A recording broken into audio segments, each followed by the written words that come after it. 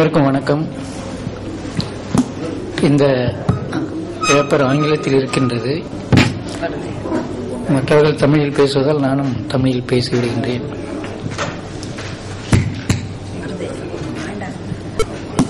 ஆயிரத்தி 1970 தொடங்கி ஏறத்தாழ ஒரு 5-6 ஆண்டுகள் நடிகர்களை கண்டுபிடிக்கும் ஒரு முயற்சி இருந்தது. அப்போது ஏறத்தாழ 100கணக்கான நடிகர்களை கண்டுபிடித்தார்கள். அந்த நடிகர்கள் தமிழ்நாட்டு அரசியல் வரலாற்றுக்கு சில பயன்பட்டன. மகேந்திரனுடைய காலத்தை மாற்றியமைப்பதற்கும், 2ஆம் மகேந்திரனுடைய காலத்தை மாற்றியமைப்பதற்கும், 1ஆம் குலோத்துங்கன் காலத்தை மாற்றியமைப்பதற்குமான ஆட்சி ஆண்டுகள், நீண்ட ஆட்சி ஆண்டுகள் கிடைத்தன. நடிகர்கள்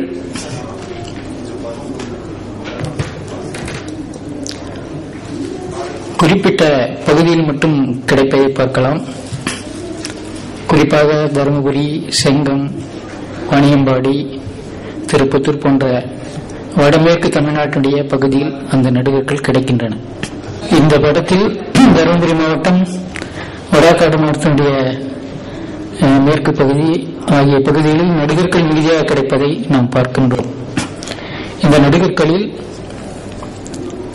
இருக்கின்ற கல்வெட்டுகள், பெரும்பாலான கல்வெட்டுகள் புரிகின்ற அளவில் இருந்தாலும் சில கல்வெட்டுகளை அர்த்தப்படுத்துவது கடினமாக உள்ளது.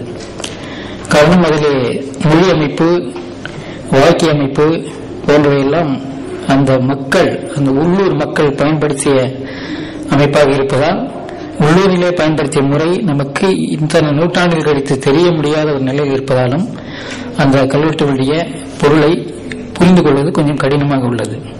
இருந்தாலும் அந்த கல்வெட்டில் கூறும் சமூகம், அரசியல் ஆகியவற்றை ஓரளவுக்கு நாம் வெளிப்படுத்த முடியும். அந்த கல்வெட்டுகளில் வருகின்ற மொழி பெரும்பாலும் லோக்கல் மொழியாக இருப்பதால் அதில் இருக்கின்ற சொற்கள் அந்த பகுதியில் வழங்கிய சொற்களாக இருப்பதை பார்க்கலாம். ஒன்று தொரு. தொரு என்ற சொல் தமிழ்நாட்டில் இந்த பகுதியில் மட்டும்தான் மிகுதியாக பயன்படுத்தப்படுகின்ற சொல். இந்த சொல் அந்த பகுதியில் இருந்தது என்பதற்கு திருவண்ணாமலை பதிகத்தில் ஞானசம்பந்தர் அவருடைய பாட்டிலே வருவதை பார்க்கலாம். ஆமாவின் தொருவனையும் அண்ணாமலையாரே. தமிழ்நாட்டில் மற்ற பகுதியில் கிடைக்கின்ற நடிகர்களில் நிறை என்ற சொல் தான் மிகுதியாக பயன்படுத்தப்பட்டு வருவதை பார்க்கின்றோம். ஆனால் இந்த பகுதியில் மட்டும் தொரு என்ற சொல் பயன்படுத்தப்பட்டு வருவதை பார்க்கின்றோம். இந்த பகுதியில் வாழ்ந்த மக்கள் கிமு 1000 அல்லது கிமு 500 கால்நடை வளர்ப்பில் மிகுந்த ஈடுபாடு கொண்ட அல்லது கால்நடை வளர்ப்பையே பிரைமரி தொழிலாக கொண்டிருந்த மக்களாக இருந்தார்கள். அந்த கால்நடை வளர்ப்பு அந்த மக்களை ஒரு இடத்திலிருந்து இன்னொரு இடத்துக்கு குடிபெயர்ந்து செல்லும் நிலையிலே வைத்திருந்தது. நடுகள் கல்வெட்டில் கூட சில இடங்களிலே காவதி வடுகன், வஜி செல்வான் என்ற பெயர் வருவதை பார்க்கின்றோம். அது பெரும்பாலும் அவர்கள் கால்நடை மேய்ப்பதற்காக ஒரு இடத்திலிருந்து இன்னொரு இடத்துக்கு மாறி சென்றார்கள் என்பதை குறிக்கின்ற சொற்களாக எடுத்துக்கொள்ளலாம். அது மட்டுமல்ல, இன்றும் நீலகிரி வாழ்கின்ற தோடர்கள், ஆப்கானிஸ்தானில் வாழ்கின்ற கால்நடை மேய்ப்பர்கள் ஒரு இடத்திலிருந்து இன்னொரு இடத்திற்கு ஆண்டுதோறும் குடிபெயர்ந்து செல்வதை பார்க்கின்றோம். அந்த குடிபெயர்ச்சி குறிப்பிட்ட ஒரு ரூட்டில், ஏதோ இஷ்டத்துக்கு செல்வது போகின்ற வழியாக இல்லாமல் ஒரு குறிப்பிட்ட ரூட்டை தான் அவங்க பயன்படுத்துவார்கள். அதே பின்னாடி பெருவழியாகவும் மாறியது. இன்றும் தோடர்கள் மைக்ரேஷன் ரிச்சுவல் என்ற ஒரு ரிச்சுவலை செய்கின்றதை பார்க்கின்றோம். அந்த சடங்கிலே தோடர்கள் ஒரு குடியும் ஒரு வழியை வைத்திருக்கின்றார்கள். பைக்காரா நீர்த்தேக்கம் உருவாவதற்கு முன்பு அந்த பகுதியில் அவர்கள் இந்த மைக்ரேஷன் சடங்கை செய்து கொண்டிருந்தார்கள். நீர்த்தேக்கம் உருவாக்கிய பின்பும் அந்த நீர்நிலை முழுமையாக இருக்கும்போது நீரில் நீந்தி சென்றுதான் அந்த வழியை கடந்தார்கள் தவிர வேறு வழியை அவர்கள் ஏற்றுக்கொள்ளவில்லை. அது மாதிரி இந்த பெருவழிகள் உருவாவதற்கு, பெருவழி வழி உருவாவதற்கு கால்நடை மேய்ப்பர்கள் பெரும்பாலான பணியை ஆற்றியிருக்கின்றால். மேலும் சிந்து சமணி நகரத்தில் கிடைக்கின்ற செய்திகளை வைத்து பார்க்கும்போது பல்வேறு நகரங்களுக்கு இடையில் இந்த கால்நடை மேய்ப்பர்கள் தான் தொடர்பாளர்களாக இருந்தார்கள் என்ற செய்தி நமக்கு கிடைக்கின்றது. மலைபடு கடாத்திலும் கோவலர் வேறு புலம் படர என்று வருகின்ற ஒரு வரி வருகின்றது. பெரும்பாலும் இந்த வரி அந்த கால்நடை மேய்ப்பர்கள் ஓரிடத்தில் இன்னொரு இடத்திற்கு குடிபெயர்ந்து சென்றார்கள் என்பதை உறுதிப்படுத்துகின்றது.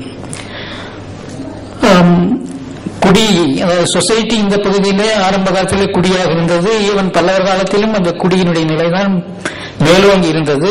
இருந்தாலும் குடியிலே சில மாற்றங்கள் வந்திருப்பதை இந்த கல்வெட்டுகள் நமக்கு தெரிவிக்கின்றன. ஆரம்ப காலத்தில் குடி நொமாடிக் இதில் இருந்து அப்புறம் செமி நொமாடிக் ஆகி, அதாவது டிரான்ஸ்ஹியூமன்ஸ் என்று சொல்வார்கள். அதன் பிறகு செடன்டரைசேஷன், அதாவது ஒரு குறிப்பிட்ட இடத்திலே நிலையாக வாழ்கின்ற குடியாக மாறுகின்ற கட்டத்திலே இந்த நடுகர்கள் நடப்பட்டன. அந்த நிலையிலே பார்க்கும்போது இங்கு வாழ்ந்த குடிகளிடையில் சமூகத்திலும் பல மாற்றங்கள் இருந்தன. குடிகளுக்கு இரத்த உறவு உள்ள ஒரு குடிக்கு ஒரு தலைவன் இருந்தான், அவன் தான் மகன். ஆனால் நடுகளிலே மக்கள் என்றுதான் கூறப்படுகின்றது. அதை பன்மையிலே கூறியிருக்கின்றார். வானகோ அரசர் மக்கள், பெரும்பான் அரசர் மக்கள். இந்த இடத்துல ஒரு பொருள் எடுக்கிறதுல சில பிரச்சனை வருது. பெரும்பான் அரசர் மக்கள்னாக்கா பெரும்பான் அரசருக்கு தலைவன் எடுத்துக்கிறதா? மகன் என்றால் பழைய தமிழில் தலைவன் என்று பொருள், அல்லது பெரும்பாலான அரசர் கீழ் இருக்கின்ற தலைவன். ஏற்கனவே இந்த மக்கள், இந்த குடிகள் ஒரு தலைவனை தன்னுடைய தலைவனாக ஏற்றுக்கொண்டு வாழ்ந்து கொண்டிருக்கின்றார்கள். ஒரு குடியும் ஒரு தலைவன். இதற்கு மேலே பல்லவ அரசு வந்த பிறகு பெரும்பான் அரசர், வானவ அரசர், இது போன்ற பல, கங்காதே அரசர், கொங்கணி அரசர் என்ற பல சிற்றரசர்களை இந்த பகுதியிலே ஒவ்வொரு நாட்டிற்கும் தலைவர்களாக நியமிக்கின்றார்கள். இருந்த போதிலும் இந்த குடிகள் தங்களுக்குள்ள சண்டை போட்டுக் கொள்வதும் தங்களுக்குள்ள நிறை கலந்து கொள்வதும் மீட்டுக் கொள்வதுமான தொழிலை தொடர்ந்து செய்து வந்தார்கள் என்பது இந்த கல்வெட்டிலே நமக்கு தெரிகின்றது. அதனால் இந்த மக்கள், குடிமக்கள், ஏற்கனவே 1000 ஆண்டுகளாக வாழ்கின்ற இந்த குடிமக்கள் வானவ அரசுடைய இரத்த உறவு உள்ளவர்களா, அல்லது வேறு மாணவரசர் வேறு பகுதியிலிருந்து இந்த மக்கள் மீது தன்னுடைய ஆட்சி அதிகாரத்தை செலுத்துவதற்கு உரிமை பெற்றவர்களா என்பது ஊடகமாக இருக்கின்றது. தண்டராம்பட்டி என்ற ஊரிலே கிடைக்கின்ற ஒரு நடுகளிலே வானகோ கடமர், வானகோ கடமர் என்று வரும். நடுகளை நட்டவர்கள் வானகோ கடமர் என்று வருகிறது. அந்த வானகோ கடமர் என்பது வானகோக்கள் தமர் என்று பிரித்து பார்த்தால், வானகோக்கள் உறவாக இருக்கின்ற, ரத்த உறவாக இருக்கின்ற மக்கள் இந்த வீரனுக்கு நடுகளில் எடுத்தார்கள் என்ற ஒரு செய்தி நமக்கு தெரிகின்றது. இதை வைத்து பார்க்கும்போது இந்த வானகோக்கள் ரத்த உறவுடைய மக்களோ என்று கருத வேண்டியுள்ளது. சில இடங்களிலே தனியாக அந்த குடிமக்கள் தனியாக இருப்பது போன்ற சில நடுகர்கள் கிடைப்பதை பார்க்கின்றோம். ஆக இங்கு இருந்த மக்கள் ஏற்கனவே வாழ்ந்து கொண்டிருக்கின்ற குடிமக்கள். அதுல அதிகர் வராங்க, அதிகரே சதியர் என்று ஒரு நடுகள் கூறும். அப்புறம் பங்களர் வராங்க, அப்புறமா கல்வர் வராங்க. அருங்கல்வர் என்று ஒரு நடுகளிலே வருவதை பார்க்கின்றோம். அருங்கல்வர், அதாவது அருமையான திருடன், அதை எடுக்க முடியாது, அது ஒரு பழங்குடி. கல்வர் என்ற பழங்குடி அங்கு இருந்தது என்பதற்கு அந்த கல்வெட்டு சான்றாக இருக்கின்றது. ஆரியர் என்ற பழங்குடி இருக்கின்றது.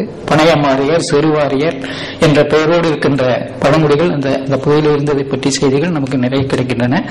இந்த ஆரியர் என்பது நாம் நினைக்கின்ற மாதிரி வடநாட்டில் இருந்து வந்த ஆரியர்கள் அல்ல. இந்த பகுதியிலே இருந்த அருவாளர் போன்ற அந்த பகுதியில் வாழ்ந்த பழங்குடிகள். அந்த பழங்குடிகள் பேரில் தான் ஆரணி, ஆர்ப்பாக்கம், அரக்கோணம் போன்ற பெயர்கள் வருவதை பார்க்கின்றோம். இவர்கள் பின்னாளில் அரசுக்கு ஒரு முள் போன்ற செருப்பிடை சிறுபெறலன் என்று கூறுவார்கள். அது போன்ற நிலையிலே வாழ்ந்த ஒரு குடி இந்த ஆரியர் போன்ற குடிகள். பள்ளி என்ற ஒரு குடிப்பெயர் கிபி 8ஆம் நூற்றாண்டு நடுகளிலே வருவதை பார்க்கின்றோம். இந்த குடிப்பெயர்கள் எத்தனை வந்தாலும் அந்த குடிகளை ஆட்சி